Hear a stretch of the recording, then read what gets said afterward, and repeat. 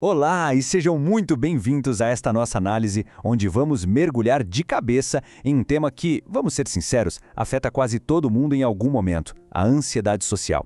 Sabe aquele desconforto gigante no meio das pessoas? Pois é, a gente vai explorar a neurociência por trás disso e, o mais incrível, descobrir como reconfigurar essas respostas emocionais automáticas para transformar toda essa insegurança em pura motivação. É uma jornada fascinante pelos bastidores do nosso cérebro. Bora começar? E para guiar nossa conversa, a gente se baseia em uma abordagem super científica e sólida. O trabalho genial de Jeffrey Schwartz e Rebecca Glading no livro You Are Not Your Brain desmistifica completamente de onde vêm as nossas inseguranças mais profundas. Eles provam, com muita ciência envolvida, que grande parte daquele pânico que a gente sente não define quem nós somos, tá? É só a forma como a engrenagem do cérebro está operando naquele momento. O hábito, se não resistido, logo se torna uma necessidade. Essa frase clássica de Santo Agostinho resume com perfeição o que está em jogo aqui. Quando a gente deixa a insegurança social rolar solta, sem nenhum freio, ela cria raízes. Um simples ciclo repetitivo de dúvida pode acabar virando uma realidade que parece impossível de escapar. Basicamente, se a gente não resiste ao hábito do medo, ele simplesmente assume a direção e dita as regras do jogo. A dor social é real. É super comum a gente sentir um isolamento profundo quando a ansiedade social bate. Mas olha que informação libertadora a ciência nos traz. A dor social não é uma falha de caráter, não é fraqueza, é um evento biológico tangível, totalmente real. E aqui entra o conceito do centro de alerta, ou o UHO Center. Ele é literalmente o sistema de alarme nativo do nosso cérebro. É ele que gera todas aquelas sensações físicas terríveis, como o coração disparado e o estômago embrulhado, sabe?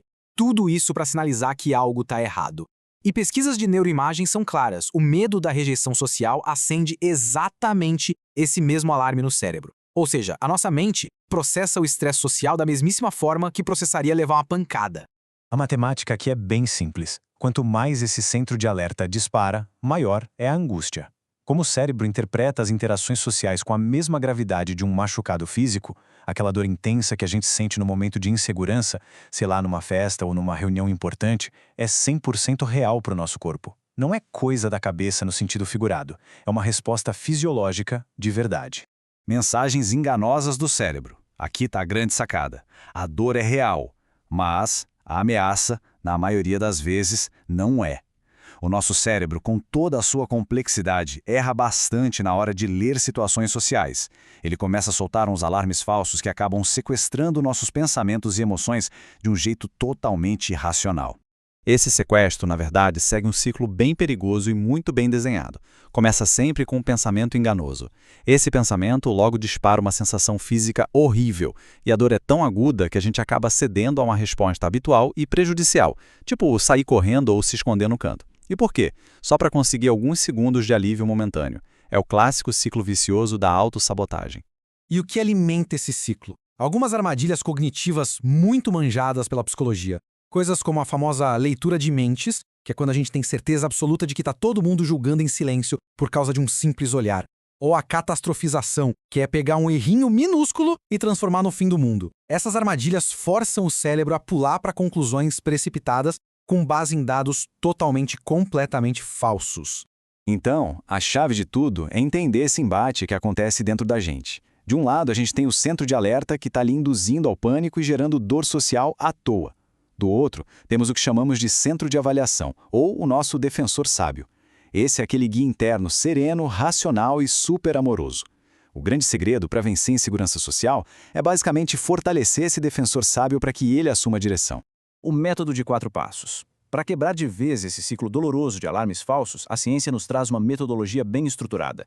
O objetivo principal: treinar ativamente o centro de avaliação para ele mandar o centro de alerta calar a boca e se acalmar, sempre que a ansiedade social tentar dominar a parada. E esses 4 passos são renomear, reenquadrar, refocar e reavaliar. É um caminho extremamente claro e prático para alcançar o que os cientistas chamam de neuroplasticidade autodirigida. É basicamente a gente moldando o próprio cérebro passo a passo, criando resiliência de um jeito super comprovado. Bom, o passo 1 é renomear. A simples atitude de colar um rótulo verdadeiro em uma emoção faz maravilhas. Por exemplo, em vez de pensar que o mundo vai acabar, a gente diz: espera aí, isso não é um desastre, é só o meu cérebro disparando ansiedade. Fazer isso aumenta na hora a atividade do centro de avaliação. Biologicamente falando, é como jogar água fria em cima daquele alarme falso. Já o passo 2 é o reenquadramento. E a lógica aqui liberta muito. É a gente perceber, cara, não sou eu que sou inadequado, é só o meu cérebro que está enviando um alerta com defeito. Mudar essa percepção ajuda demais a separar quem a gente realmente é, a nossa verdadeira identidade, das falhas mecânicas do nosso sistema de alarme cerebral. Aí a gente chega no passo 3, que é o refoco. Sabe aquele exato momento em que o pânico bate? Em vez de ceder àquele impulso enorme de fugir, a gente direciona a atenção para uma atividade saudável. Pode ser focar intensamente na própria respiração ou prestar muita atenção no que outra pessoa está falando. Garantir que as urgências enganosas não virem ações concretas é, sem exagero, essencial para começar a reconfigurar os fios do cérebro. Por fim, o passo 4. Reavaliar. Esse é o estado maravilhoso onde esses pensamentos ganham o peso que realmente merecem. Quase nenhum. Eles passam a ser vistos como invasores estrangeiros e mentirosos, e não como verdades absolutas sobre quem nós somos. É simplesmente arrancar todo o poder que essas mensagens enganosas acham que têm.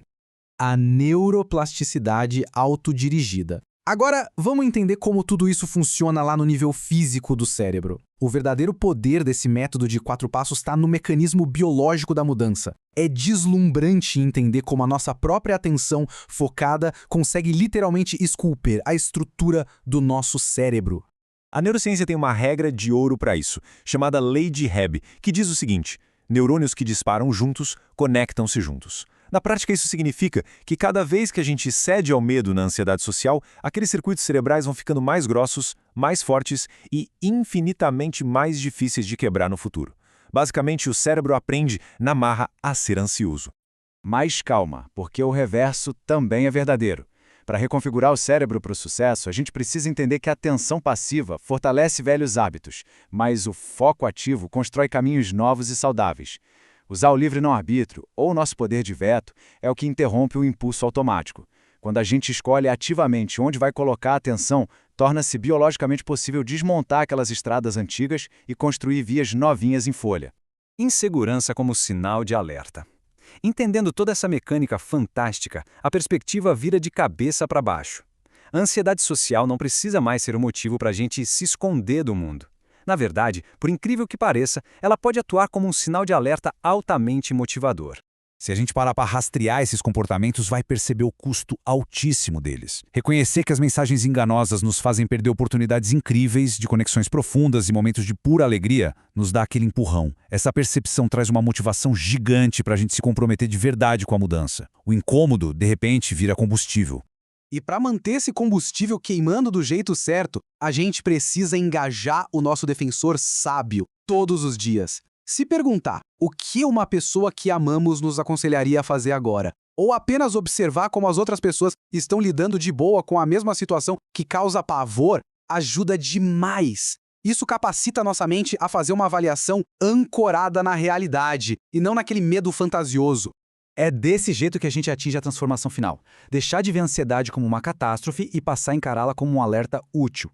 Um alerta de que as nossas verdadeiras necessidades emocionais estão sendo ignoradas. Com isso, toda aquela energia nervosa é pivotada, direcionada de vez para comportamentos corajosos e extremamente construtivos. Então, fica uma reflexão para a gente levar daqui para frente. Da próxima vez que a ansiedade social bater na porta, quem vai ditar as regras? O centro de alerta, desesperado, ou a gente vai engajar o defensor sábio para escolher um caminho novo e empoderador? Deixando o hábito do sofrimento passivo para trás, nós temos em mãos ferramentas científicas reais para esculpir um cérebro que trabalha a nosso favor e não contra nós. A mudança começa hoje. Valeu demais por acompanhar mais esta análise com a gente e até a próxima.